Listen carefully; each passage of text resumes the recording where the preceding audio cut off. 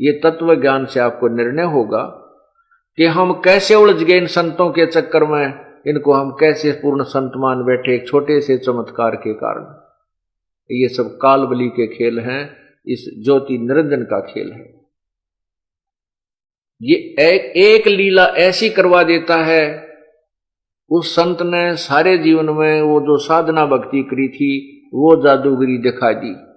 शेख फरीद की एक आंख को फूटी हुई को ठीक कर दिया और वहां आसपास के क्षेत्र में वो संत पूज्य हो गया और उन संतों के उन गुरु शिष्यों के लिए वो भगवान हो गया। अब उसके अतिरिक्त वो तो मानने नहीं किसी की, चाहे बेशक उनको जो कोई आकर भगवान भी अल्लाह भी आकर नहीं कहे कि संत ठीक नहीं, इसका मार्ग ठीक नहीं, कतई नहीं मानने, क्योंकि आंखें वो ऐसी सिद्धि देख रहे। एक सिद्धि से ही एक संत की आज तक महिमा गाई जाती है। कोई छोटा सा चमत्कार किसी गांव में हो गया होगा, उसके गुणगान गाए जाते हैं और वो कई पीढ़ी तक उसकी मंडी बनाकर आज पूजा जा रहा है।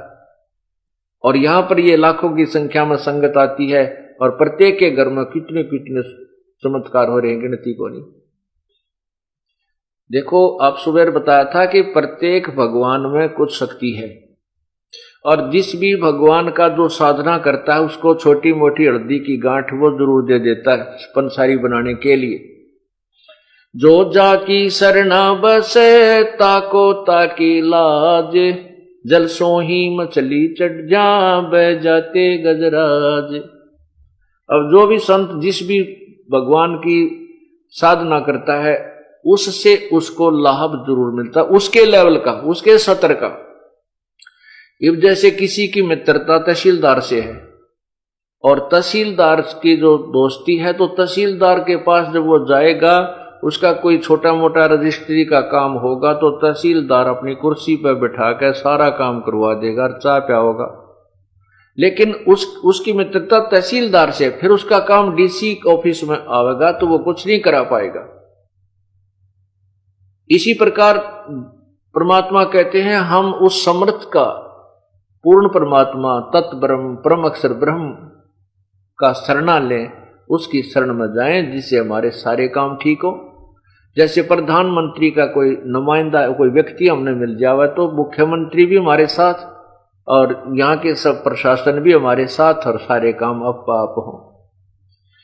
समर्थ का शरणा गहो रंग होरी हो, भाई कभू न हो एकाज राम रंग होरी हो। समर्थ का शरणा लो रंग होरी हो और कदे ना हो अकाज राम रंग होरी हो। होरी माने खुशी। पूर्ण परमात्मा की शरण में जाने से आपकी सदा खुशी रहेगी, कभी अकाज नहीं होंगे, यानी आपके सारे काम ठीक हो जाएंगे। यदि हम छोटे भगवानों के, निम्न सत्र के भगवानों की आसरा लेंगे, वो अपने सत्र का लाभ जरूर दे देंगे लेकिन मोक्ष नहीं, और कोई कर्म दंड आ गया तो उसको ठीक नहीं कर सकते। अब शेख फरीद की जो आंख थी ये संस्कार प्रारब्ध से नहीं फूटी थी, ये तो इत्फाक फूटी थी। जैसे मोरध्वज के लड़के को मोरध्वज के लड़के ताम्रध्वज को भगवान श्री कृष्ण ने कटवाया था आरे से, स्वयं ही उसको ठीक कर दिया। ये कर सकते हैं और उन्हीं की भक्ति करने वाला संत भी छोटी मोटी ऐसी कोई क्रिया सिद्धि दिखा सकता है। शेख फरीद की आंख प्रारब्धवश नहीं फूटी थी, वो इत्फाक फूटी थी और उसको अपनी सिद्धि से उसने ठीक कर दिया। उस सिद्धि दिखाने में उस संत को कई वर्षों की पुण्य कमाई समाप्त करनी पड़ी, ऑटोमेटिक हो जाती है। तो इस प्रकार अब शेख फरीद ने को जो अपने उसके गुरुदेव ने मार्ग विधि बताई वह पक्की गांठ बांध ली, पक्का दृढ़ निश्चय हो गया कि हमारे गुरुजी पूर्ण है, मेरी आंख भी ठीक कर दी, और इन्होंने जो विधि भक्ति की बताई है वह ओके है, उसमें कोई डाउट नहीं है। इस कारण से पूरा दृढ़ता के साथ गुरुदेव के बताई क्रिया को यानी तप को कर रहा था।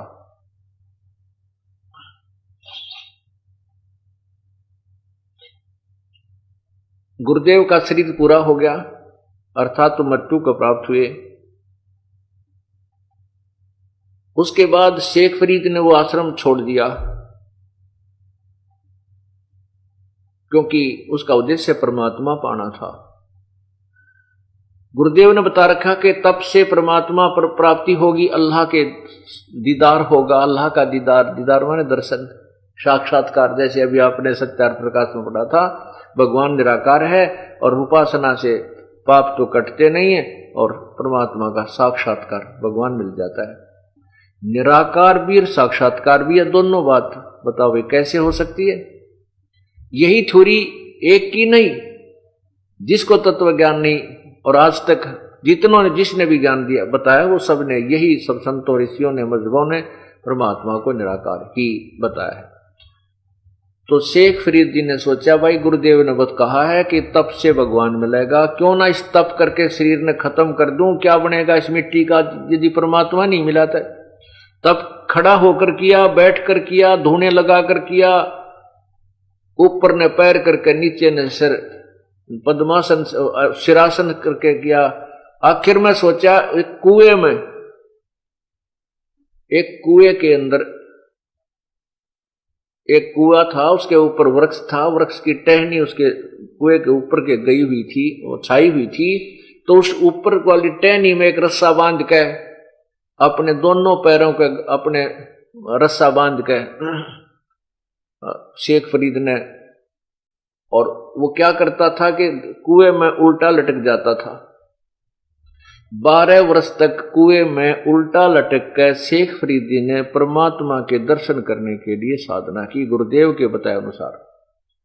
गुरुदेव ने तप करना बताया था तो उसने तप और कठिन करने की चेष्टा की, किसी प्रकार अल्लाह के दर्शन हो जाए।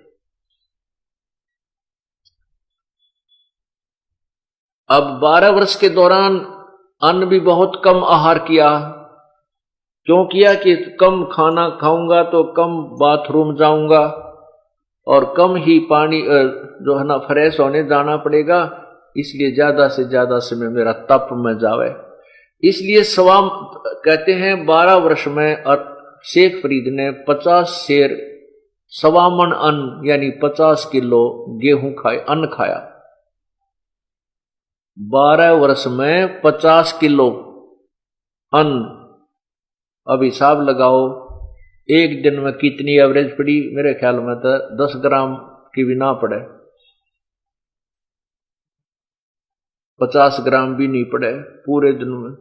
12 वर्ष के दिन लगा हिसाब करके देखें तो कहने का भाव यह है कि वो शरीर इतना जीर्ण शीर्ण हो गया कि सारा शरीर की हार्डी पंसली न्यारी दिखे।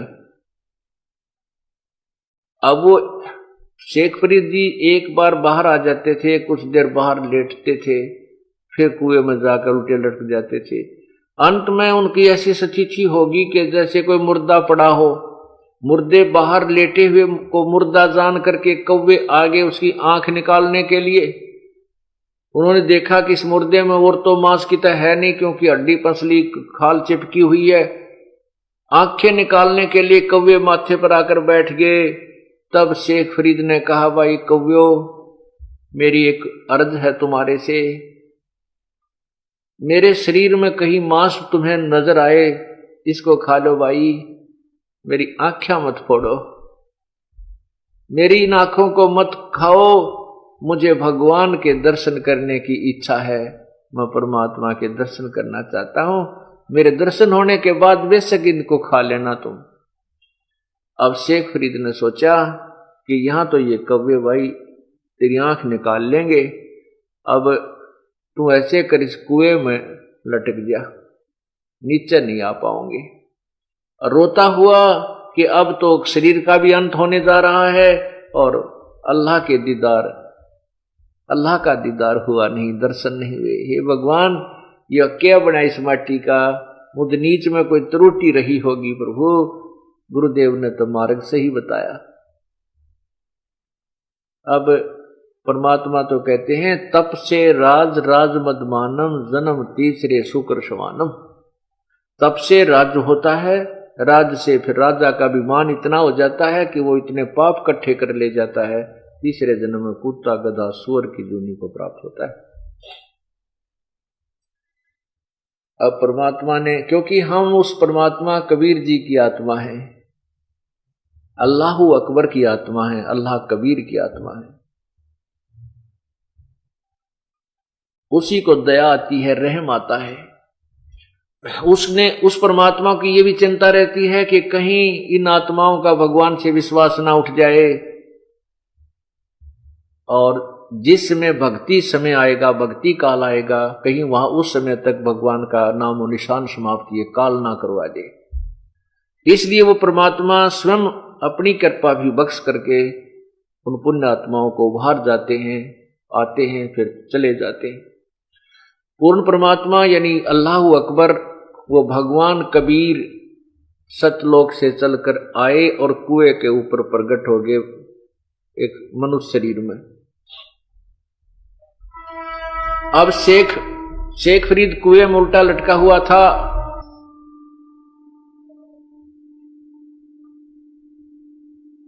परमात्मा ने वो रस्सी पकड़ी और उसको ऊपर को, जैसे कुएं से बाल्टी खींचते हैं पानी की, रस्सी पकड़कर, तो ऐसे खींचने लगे उसको ऊपर को।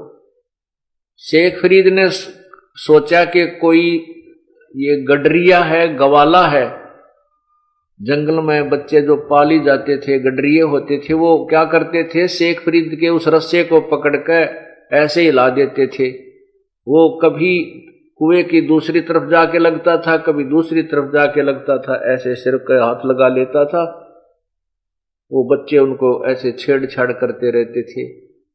तो शेख फरीद जी ने सोचा ये कोई गवाला आ गया, तुझे परेशान करना चाहता है। उसको कहने लगा, जब वो इतने वो ऐसे करते करते परमात्मा ने उसको बाहर निकाल लिया उल्टा लटके हुए को।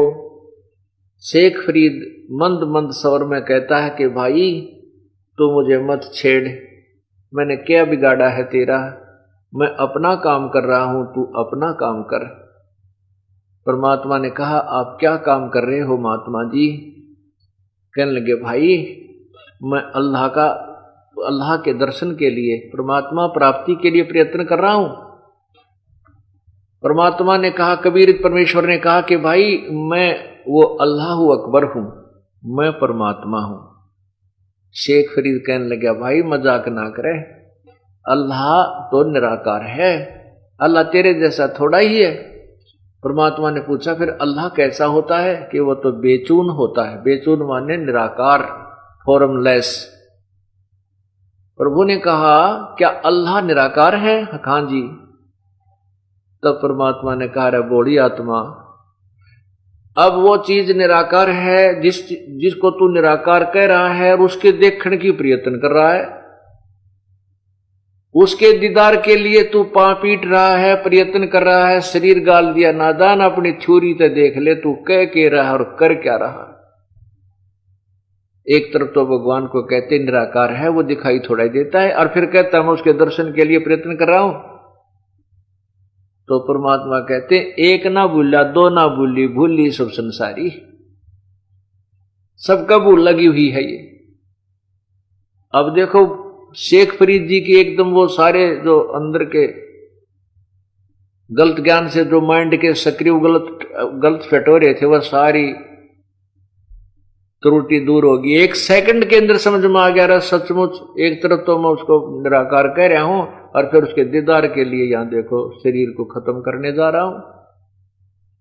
उस शेख फरीद ने सोचा ये भगवान तो नहीं है, नहीं हो सकता, क्यों? लेकिन भगवान का बाखबर जरूर है। ये परमात्मा के बारे में जानने वाला तत्वदर्शी अवश्य है। न्यू के न्यू उल्टा लटके लटके पैर पकड़ दिए उस परमेश्वर के। कहने लगे, हे महात्मा, मुझे परमात्मा अल्लाह के पाने की विधि बता दे।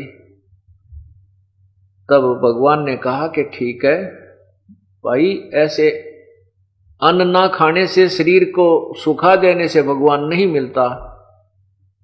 आप कुछ आहार कीजिए, ज्यादा भी मत खाओ, इतना मत खाओ कि अंगड़ाई टूटने जमाइया और भक्ति भी ना होए, और इतना भी मत खाओ कि ये तुम्हारे शरीर कंडम हो जा, खत्म हो जा, मुड़ जा, ये कमल भी सीधे ना रहे, ये कमर न्यू होगी तेरी, जो क्या पड़ा, सारा काम बिगड़ गया। तो इस शरीर तरीके सतुरता है भाई, इसको अपना अच्छी तरह कपड़ा तो तन ढक कर रख, और अल्प आहार कर, थोड़ा खाना खा ले, ज्यादा मत खा, पर खा जब से।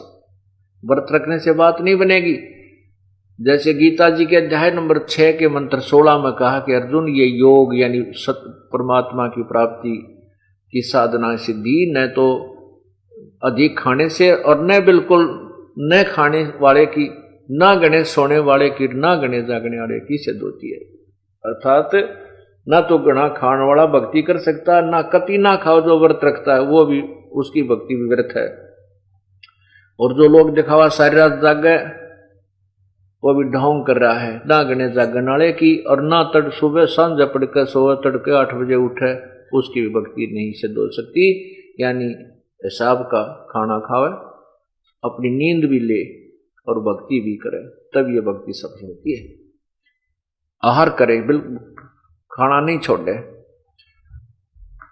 तो शेख फरीद जी ने उस परमेश्वर का संग किया, उनको गुरु धारण किया और नाम जपया, तब यथार्थ भक्ति करके अपने मोक्ष की साधना